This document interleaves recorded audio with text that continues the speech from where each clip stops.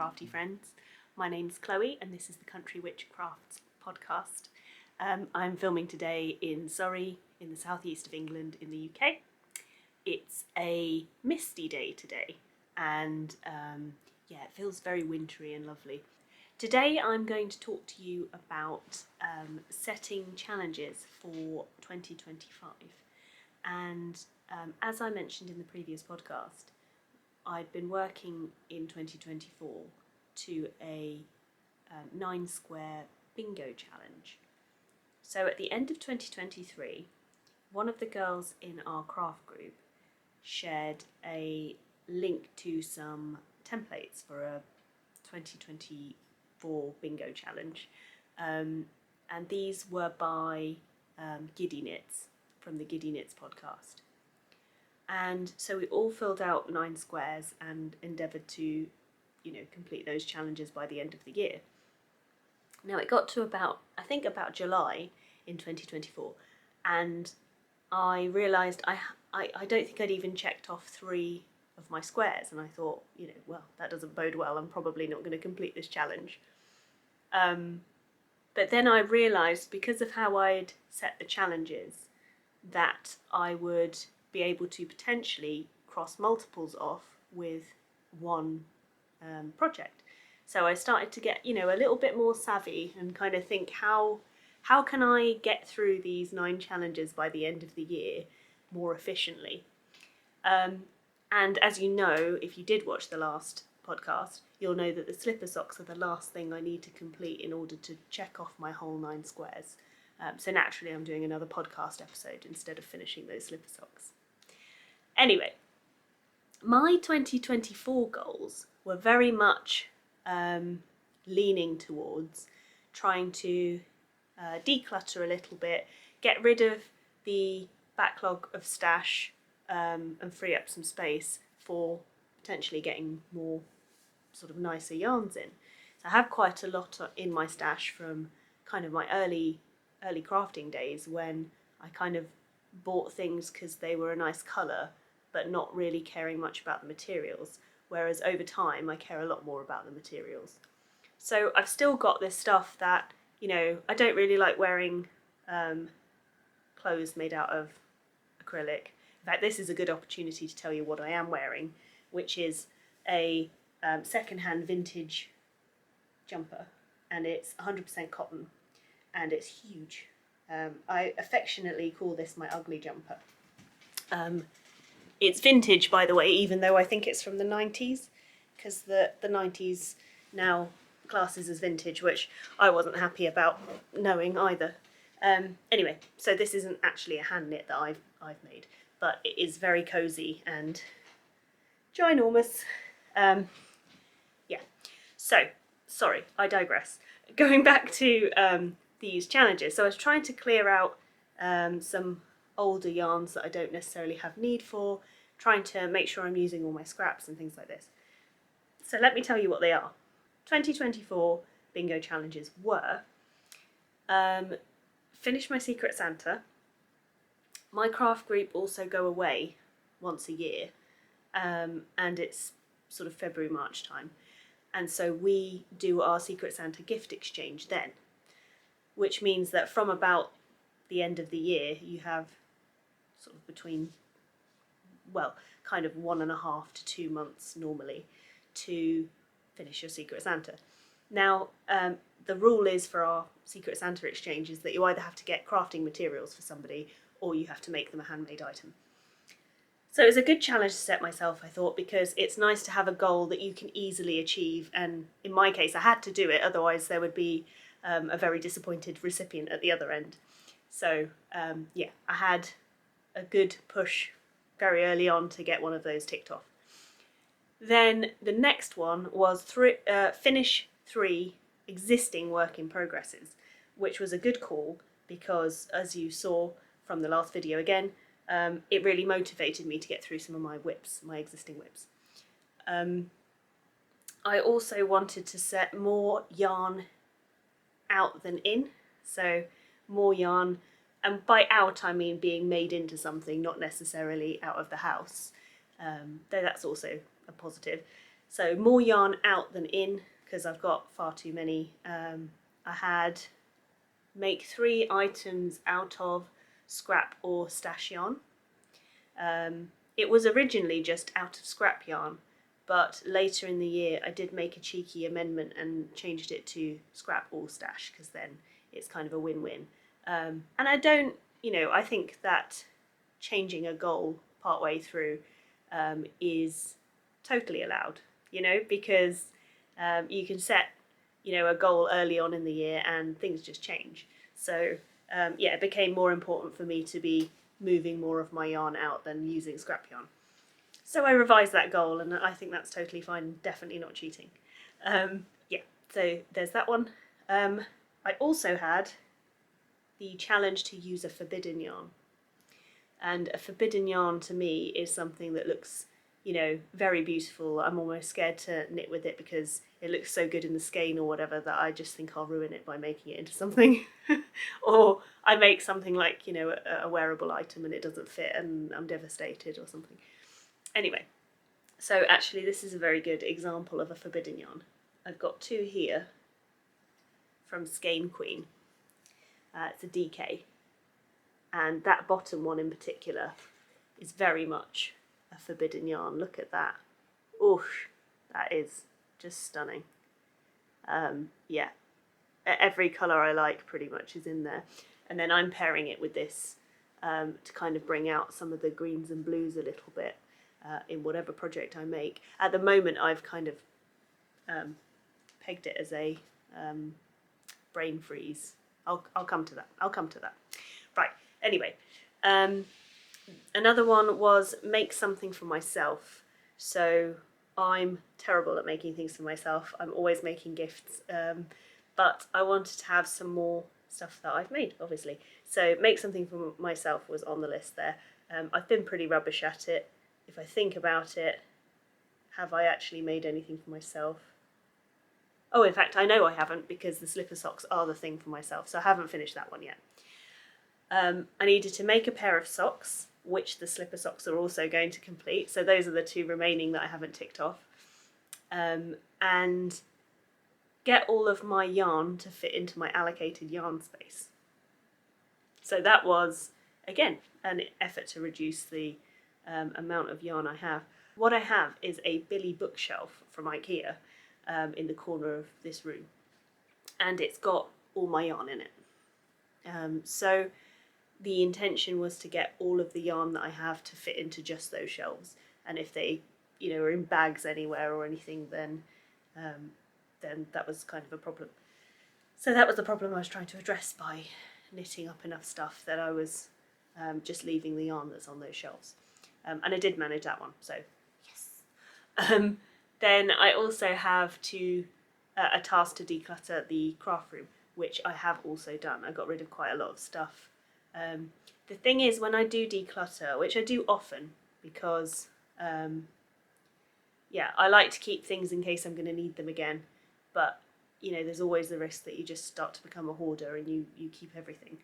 So I declutter quite frequently, little and often, and I do think that that's the way to do it, because it's a bit more manageable. You'd be surprised how much decluttering you can do if you just tell yourself you're going to do it for 20 minutes.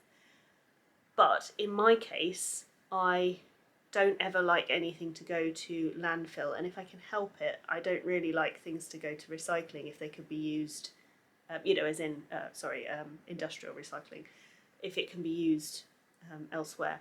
So when I declutter things, I tend to put them into a pile somewhere, and then I painstakingly list it all on, eBay or Facebook Marketplace or Freecycle or whatever, just for free. I don't want to make the money from it, I just want it gone, but I just don't want to put it in the bin, it just feels wrong. So decluttering sometimes for me, it does take a bit of mental energy, because I know I've got to get all of that stuff, and then it's not just going to be gone, it's going to hang around, I'm going to have to do something with it. So I do hate that. But I digress. I decluttered the craft room, so that was ticked off as well. Now, I think in 2025, I'm going to have some of those same goals again. What was quite nice about those challenges, and I do recommend that you do this if you're going to give it a go, is that I set myself kind of not too specific goals, like, finish 3 whips. It doesn't matter which whips. And the kind of nice thing about that is that you can pick and choose, and if you're out of the mood for one, it doesn't stop you completing your challenge. Likewise with use a forbidden yarn, I could have used any of them. Make something for myself, doesn't matter what, So that flexibility in the goals is quite good for especially a creative challenge, because you've got to have the motivation to do it, and you've got to want to make whatever it is. So that's a tip I would give you if you were setting your own challenges. There are also some things I'd quite like to make this year, which might factor then into those goals, might feed into them. So if I think about what kind of patterns I might want to make this year, I watched the latest adaptation of Rebecca with Lily James, and in it she's got this lovely, it's like a bluey, maybe a little bit turquoisey, feather and fan style jumper. And so I had a look on Ravelry for something similar, and I found the Victory jumper by Home Knits? No, that's not quite right.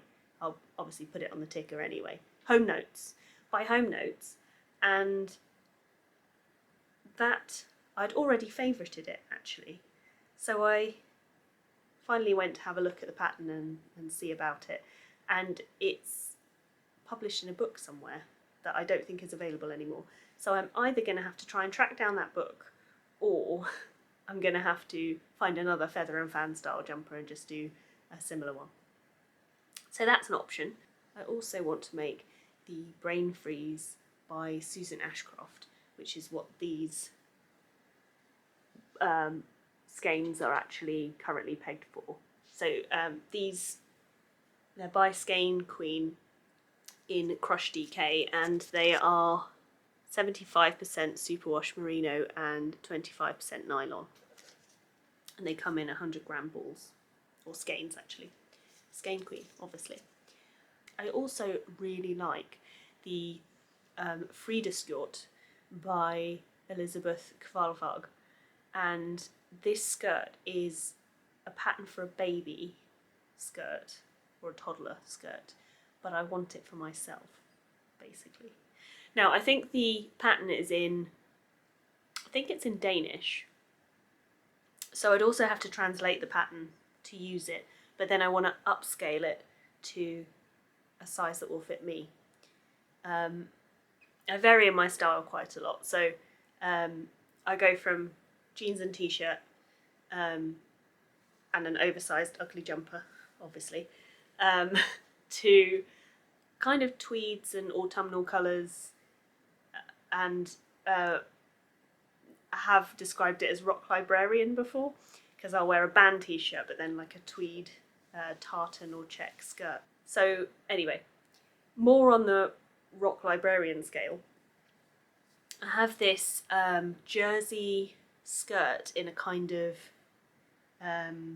really nice dark purple, muted purple. I'll try and find a picture, basically, but I want the knitted version, and Fridaskjørt looks like it could be that. So also the picture for that skirt it's criminally good. The aesthetic of it is, I want to look as good as that little toddler does. Anyway, so I might make a Fridaskjørt, and I've also got the yarn for a Jupiter crop. So my friend Annie, who I'm talking about quite a lot on this podcast already, she has actually got her own podcast, and she's over at A Little Crafting, and I'll put her podcast link in my description below. But Annie knitted this Jupiter crop by Caitlin Hunter, and it looks so good. I thought I really want to make one of those so much, but I couldn't pick what colours I wanted to do for so long. Anyway, I went to the Grey Sheep Company tour, and they had in one of their they have some baskets and bins around with some discounted yarn. They had a bunch of mini skeins in lots of different colours, and these mini skeins, it was as many as you can fit into a small plastic bag or a small paper bag or something for £15. Well, I didn't want that many, but I just picked out these colours, so 6 of them, and yeah, really beautiful mini skeins, and yeah, I kind of want to make the Jupiter crop in all of these colours, so it would be sort of striped. The Jupiter crop is kind of a stained glass window effect, where it's got like a base colour and then all of the other colours kind of come through it, and it's kind of, yeah, like in a kind of grid, but in a nicer shape. So yeah, more stained glass window, and it's inspired by one of her hens, which I really like as well. So yeah, all of these lovely colours. And then the base colour I want to use is this yarn I got from the Isle of Skye, which is a beautiful part of Scotland, and if you're ever in the area you should definitely go. But there's this lady who has, it's like a little temporary hut, and she is in there with all her equipment. She's got 2 small flocks of sheep, a lovely dog, and she is taking the yarn from the sheep, washing it by hand, treating it by hand, carding it, spinning it, plying it, everything by hand. So at the end of her little cabin, she's got a few shelves and a few jumpers you can buy that she's made as well. And then, yeah, you can buy the yarn. So the yarn is undyed. This is natural fleece colour, and hopefully you can see, yeah, it's got these lovely browny, tawny kind of tones in there. It almost looks a little bit coppery in places, but really subtly. And it is original Skye wool, Hebridean. And this is actually, these are her details, it's Eileen, over in Scotland in the Isle of Skye. And here you'll see that it's a 100-gram ball of double knitting, and that's what I want to use as my base for the Jupiter crop. So the only worry with the Jupiter crop is that I don't necessarily have enough of the mini skein yarn, and it is obviously one-off, so there is a danger I could run out, but I'm willing to test it. So there we are. The Jupiter crop might be quite achievable just on the basis that I do have the yarn already, so that could be a good one to factor into my goals in 2025. Anyway, another make that I'd quite like to do this year is, my dad was in the artillery, and he's got this belt. If you imagine a, the green sort of khaki squaddy uniform, and then the artillery colours are the red, navy and gold. It's yellow, this kind of goldy colour, but he's asked for a hat with the artillery colours on it. I initially thought, because what he wants is kind of this on the brim. If you imagine this as the brim, and then just red for the rest of it, but I'm not sure how nice that will actually look. So what I might do is a brim of the kind of striping of it, and then I kind of want to do the khaki green, but have this a lot thinner, or I'm just not sure with the red all the way over. But that's also, it is what he's asked for. It's just not my style. Anyway, I'm not quite sure what I'm going to do with that hat, but I do want to do it this year, so he's got it ready for next winter. And I'll work it out. Maybe I'll make him a couple, and then he can choose which one he likes most, or have all of them, and then he'll have several hats. So that's an option too. Yeah. So there's that. Now I also have this year quite a lot of sewing to do. I have a pattern here that I've already cut out. Actually, I probably should have had this in my works in progress, but no matter. So I've cut the pattern out, as I've mentioned, and I'm making like a big market bag. It's big for a project bag. I'll show you. So this is one side panel, so it's quite big. But it's got this really lovely design with the big tree and then these printed animals on. And the other side of the bag has the same detail. I really like the pheasant. He's so cute.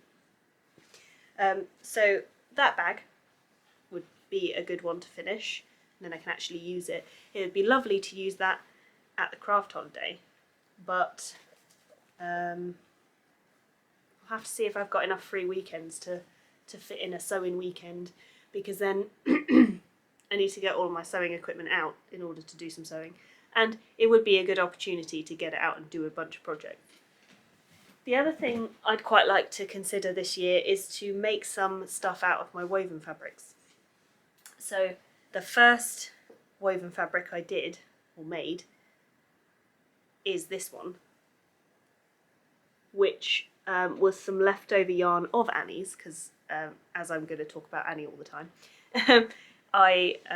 she let me use her rigid heddle loom at a craft event, and she gave me some of her spare yarn and taught me how to use it, and then I made this. But now I have my own rigid heddle loom that I'm sharing with one of the other crafters, Lou, so we timeshare the loom. And I've made some other fabrics, and I've used them to also use up some of the yarn that I no longer want. So this is a James C. Brett Marble Chunky, and it's come out really lovely colours. And because it is an acrylic, I thought this might make a good travel or wash bag, and it's not, I don't think it's very snaggable either, so I don't think it will come apart. But yeah, I thought I might make some travel bags or wash bags or something with this. So that's that. Also, I have a couple of patterns that I'd like to use. One is that I have bought this lovely brushed cotton flannel, and I want to make a pair of pyjama shorts for my partner. He wears his pyjama bottoms in the evening all the time, just comfy trousers, and in the summer he's too hot, so he stays in his shorts. But I would bet that if I were to make some nice brushed cotton pyjama shorts, that they might come in useful during the summer. So I plan to make those. I do actually have a pattern for those, which looks a bit strange on there. I don't know why this nice man's shorts are so shiny. They're quite unusual. I don't know what fabric it is, but it troubles me. I don't think anyone should have plasticky clothes. No thank you. Anyway, but I want to make the pattern still. It's the right shape and size, and has some drawstring and pockets as well, which is nice. So I'm probably going to make that. And I also have a pattern for some girls' dresses, because my niece is a real girly girl and she likes pink and dresses. So I thought I would buy a pattern for a dress and make her hopefully one of these. Yeah, it's not, I had to go against my better judgment, because I am the opposite of a girly girl. Maybe not so much anymore, but I certainly was when I was younger. So yeah, I'm going to have to try and buy some fabric that, I'm going to have to buy some fabric that I probably won't like, but that if it's the right material and my niece will like it, that's the important thing. So there's that option as well. Also, I have this cashmere jumper, which I mentioned in my introduction actually, that I've bought for a friend, and it's got a little moth hole in, so it was reduced, little moth hole. And the plan is that I'm going to take this jumper, which feels really nice, by the way, really soft cashmere, and it's in good condition otherwise, and I'm going to embroider some details onto it. And we talked about what she might want, and I think we're going to do I'm going to do cherry blossoms. And I was thinking, yeah, if we have a cherry blossom over the moth hole and then sort of scattered around, and then maybe some curls of petals and things like that. So that will be a good kind of experiment, and another opportunity to do some sashiko as well, the visible mending, because just going over that one moth hole, it counts. So it's sashiko and it's embroidery. I also have this little needle felting kit which I got for Christmas, and it makes 3 of these dogs. But as I've mentioned, whilst I do find them very cute, I don't really want things, on sides. So what I was thinking is, if I do these dogs and then maybe give them Christmassy collars or put little Christmas hats on them, I could turn them into Christmas tree decorations. So I think I might do that because I really want to have a go at needle felting, and obviously now this gives me the opportunity. So that's a possibility. Another small thing I have is this little cross stitch. This is by an artist called Valerie Pfeiffer, and I spotted some Valerie Pfeiffer birds. My partner's mum does a lot of cross stitch. I saw some in her kitchen, and I went to have a look at some more of the options by Valerie Pfeiffer, and I saw these little chickadees, and my God, they're so cute. So I bought her another cross stitch with 6 chickadees in a row on a branch, all mouthing off at each other, really cute, which she's done. And then I thought I liked it so much I might actually go back and get myself one, and they've sold out. I can't find them anywhere, so I think they're discontinued. I feel like everything I talk about so far is discontinued. But anyway, I managed to get hold of just 1 chickadee, which is probably enough cross stitch for me anyway. I just think he's so cute. And that might motivate me enough that I'll get through a whole cross stitch, because I don't do a lot of cross stitch, in all honesty. Another thing I'd quite like to do a bit more of this year is whittling, actually. So my friend who the cashmere jumper is for, Kerry, she has a whittling set, and we went camping and she was sat there whittling and I was sat there watching her whittle and wanting to have a go and thinking, I need that. So she gave me a couple of her tools while I was sat next to her, and I whittled up a spoon. And here's the spoon, very cute. And I couldn't stop whittling it, so I was going at it for ages and made the handle really, really skinny, which actually looks really good, but isn't typically what you'd do because it's more at risk of snapping. Imagine if I just snapped that then when I did that. Oh, I would have been devastated. Anyway, but I've whittled it really thin, and when I got home I was curious as to how much it would hold, because it seemed like less than a teaspoon, and I poured an actual measure from a teaspoon into it, and it's exactly 1 teaspoon. And I was so proud, like for no reason. I didn't do that on purpose, but it was so cool. I had like a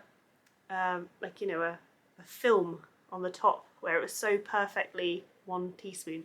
And in fact, I think I went on about it so much that I've been asked to stop talking about the teaspoon. But I can talk about it on my own podcast. So I'm going to talk about this teaspoon. So no, I will stop talking about the teaspoon now. But I was quite pleased with it. And the other thing, whittling related, is that I went to York just recently with some friends, including Kerry, and see if I can mention Kerry more than I mention Annie, and we'll find out who my favourite is. In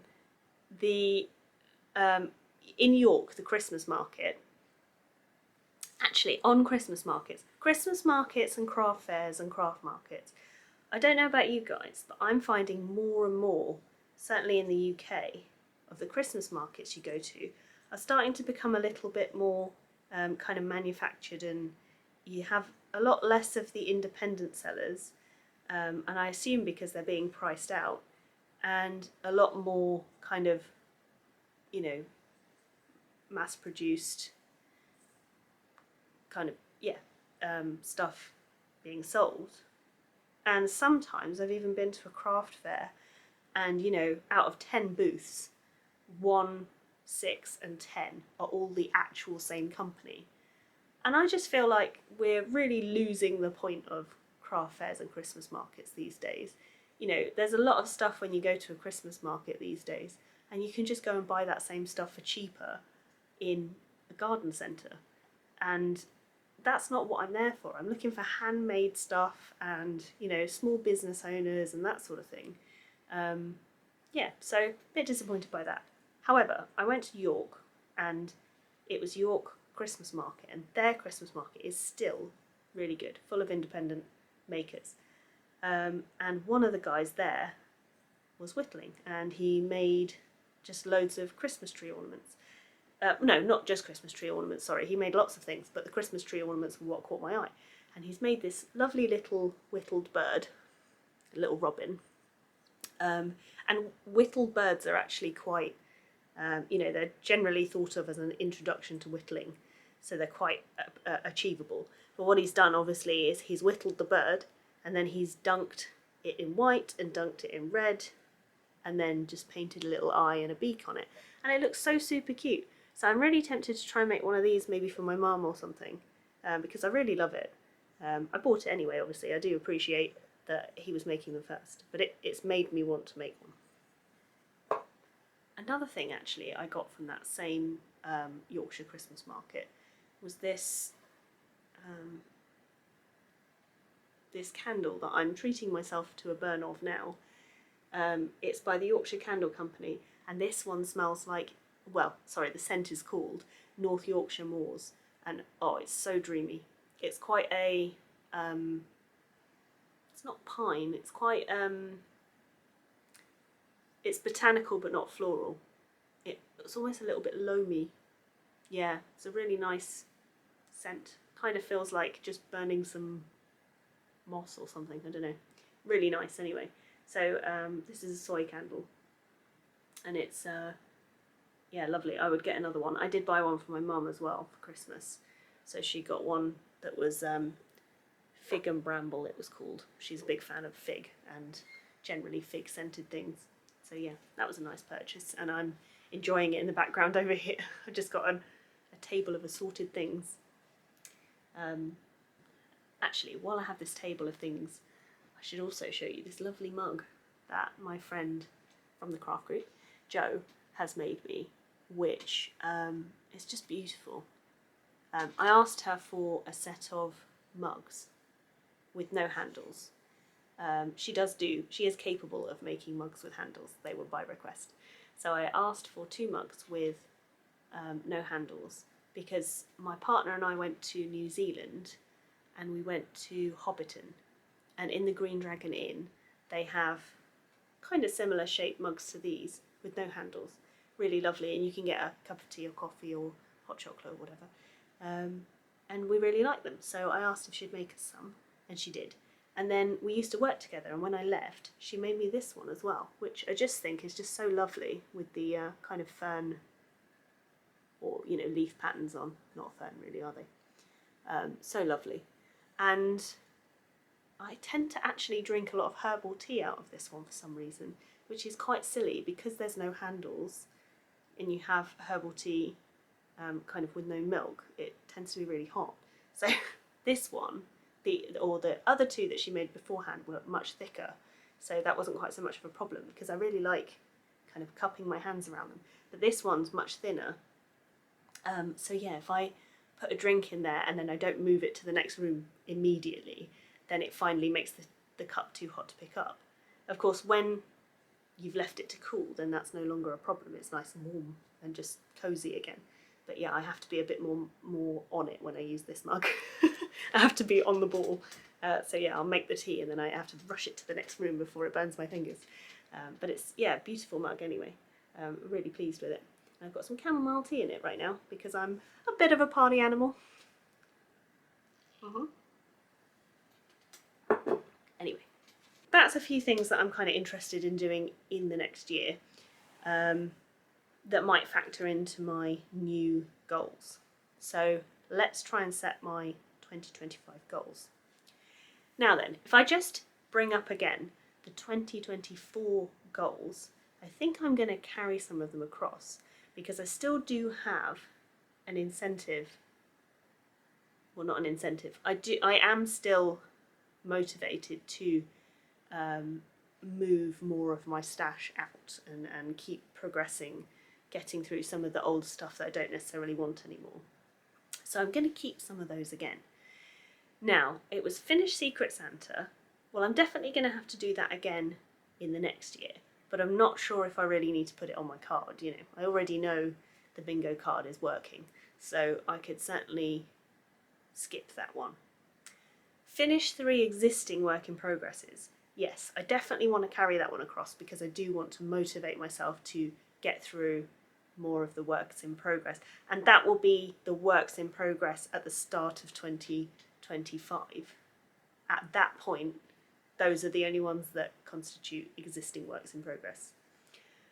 Then more yarn out than in. I honestly don't think for a long time that that's going to come off my my annual goals.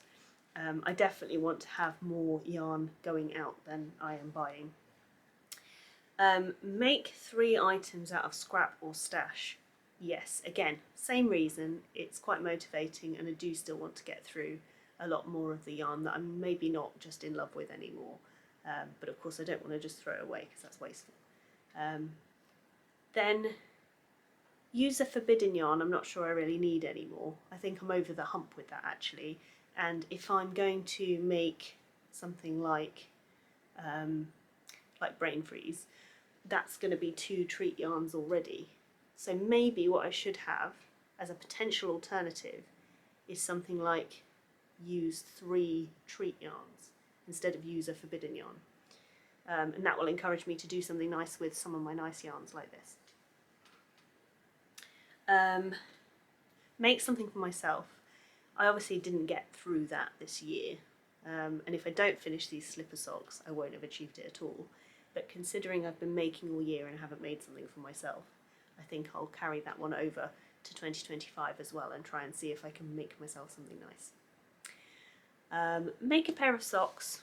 No, I'm not doing that one again. I think I didn't really feel motivated to make socks at all in the whole year, and it's obviously just not hitting me this year. And I can actually make 3 socks by 3 socks. I can already make some socks to tick off one of the other items anyway, because if I say use 3 existing, oh my goodness, what was it? Make 3 items out of stash or scrap, then I could do that out of stash sock yarn. So I can already do that. Get all of my yarn to fit into the allocated yarn space. It technically does right now, so I don't need that one. And declutter my craft room. That one's actually the least measurable of all of my my goals for 2024, because you know, when is it decluttered? So I think decluttering my craft room and decluttering my life is basically a constant work in progress. There's actually an Instagram person. There's a person on Instagram, that's what I meant to say, and her Instagram handle is Declutter Your Life, and she does mini decluttering tips. So for example, it would be your decluttering task for today is to clear out your cutlery drawer and get rid of any old, things in that drawer that you no longer need. So that's quite a good Instagram profile to follow if you're also on a decluttering effort. So, things that I might add to my list for 2025. I've already got some items that I'm carrying over from 2024, and then things that I could do. So use 3 treat yarns might be a good one. Maybe I should up it to 5. Ooh. But if I've got to make 3 things out of stash yarn, and no, let's just keep it at 3. I'd like to do some more sewing this year. Obviously, I've mentioned a few projects that are already on the go. So I think I'll do a make 3 sewing projects, or finish 3 sewing projects. That can also include my weaving that way as well, which is quite good. Another good potential goal is to try a brand new skill or technique. I think that would be a good idea. And in fact, I've got the needle felted dogs. And I could also try a different knitting stitch, or when I do the embroidery, the sashiko, I could try a new embroidery stitch. So that would be quite a good one. Again, I could try to do 3 new skills or techniques, but I'm wondering if I'll have enough opportunities, because, you know, for example, if I'm whittling, I've already whittled before, so how could I try that a new technique? Sewing, I could potentially find opportunities for new techniques in sewing as well. I think just one of those if I was going to do that. I think that would be a good challenge to set myself, though, to try something new. Though I do like to try new things anyway, so it's almost inevitable. So therefore, why not put it there as my easy tick box exercise? Okay, well, that's something to think about as well. I would quite like to make a jumper, and I don't really mind what jumper, but I've got yarn for jumpers, and I keep tackling the smaller balls of yarn, but I could just get through, you know, a jumper-sized amount of yarn. And that would be quite good, because I could make a jumper out of stash yarn, or I could make it out of treat yarn, and that would potentially tick something else. So that's on the maybe pile, I guess. And there is an elephant in the room in a figurative and literal sense, in that I have a giant knitting machine. Well, it's a regular size knitting machine, but it's big. And actually it also has a rib machine with it, so it does take up a lot of space. And I either need to actually get on with the maintenance and repair of that, see if it works, or if it doesn't work, confirm that it doesn't work and kind of decide what to do with it. So maybe in that particular case I could make a specific goal of either fix the knitting machine or, you know, work out that it's not going to work. So I'm going to have a think about those and decide which ones I actually want to pull into my 2025 list. I definitely have enough to get started with, for sure. But I would say that if there's any that you think are quite good ones of that list, or have any other suggestions, feel free to put them in the comments below. I think I can still change them around in January if needed, because I'll have some that are set in stone already that I can start work on. I also have some other goals I'd like to work on this year that aren't crafting related. Like, I'm in 2 bands, but the 2 bands in question we've stopped practicing for quite a while now, because our practice room is no longer available. So yeah, I'd quite like to get that back on the road. So to kind of accompany it, I'd also like to try and spend about, I don't know, a little bit of time every day playing my guitar. So, because I feel very out of practice, you know, extremely out of practice. And literally just playing 10 minutes a day really improves your play. So yeah, I think maybe 10 minutes a day on the guitar. The other nice thing about setting the kind of goal where you're just doing 10 minutes a day is when you actually sit down and do it, you find yourself doing it a little bit longer anyway. But if you don't, you only have to do 10 minutes. So it's a bit of a win-win. Yeah, and another one is that Kerry in the craft group, she is a writer. She writes all the time, and she's often encouraging others in the group that kind of dabble in writing. She does encourage others to keep writing as well. And quite a long time ago I said, I had the idea for a story, and she was encouraging me to write, and I said, I don't have time for any more hobbies, you know, I don't have time for the hobbies I have, I can't start writing now. But then in lockdown I did start writing, so I have got quite a lot of content on a particular story. So I'm thinking now I should start taking that a bit more seriously and putting some time aside to write on it and edit it and get it into a kind of more polished state. So the other thing is I'm going to try and build a good writing habit in the new year. So yeah, playing more guitar and writing more, but obviously neither of those are going on my crafting project. I say obviously, writing is technically a craft, but it's not going to be on my bingo card. So those are some other things I'm working on anyway. Yeah. So I think that's quite fun anyway, putting together some goals and helping to motivate yourself. And yeah, that's kind of the nice thing about goals. They can be fun and they can be motivating and they can sometimes just get you over a little hump that you have. But we have to remember as well, there's downsides. So if you're setting yourself goals this year, just remember as well, this is your hobby and you're supposed to be having fun. So the downsides of setting goals can sometimes be that you forget your achievements and you forget what you actually have done, and that you focus on the things you set for yourself a year ago when you had, different things going on. And, if you get to the end of your challenge and you've got feelings of failure, then that's not you having a nice time with your hobby. So yeah, don't kind of put too much pressure on yourself. Quite a good thing that Kerry did in our craft chat when we got to the end is she realised she wasn't going to complete her bingo square. So what she decided to do was replace all of the squares where she hadn't met her challenge with something else that she had achieved in the year, and that was really lovely. And she's achieved so much this year that it would be stupid to get to the end of the year and for her to feel unaccomplished, because she's actually done so much. And sometimes we're in a different place, and sometimes we're lots of things can change over the course of a year. So I'd just say, if you're the type of person to beat yourself up for not meeting goals, just remember that this is supposed to be fun. And, we're not just the sum of our previously set achievements. And just make sure you're not using them to, beat yourself up, because we're all meant to be having a nice time knitting and crafting and doing lovely things. So, anyway, this has been the plan for 2025, sort of. Obviously, there's a little bit of ironing out of a few things. And we'll see how many things we actually get through, because, of course, I've got big plans, got a lot of works in progress, but I've also got a full-time job, so we'll see how we get on. And hopefully in a year's time we can compare this 2025 list with the things that we have done.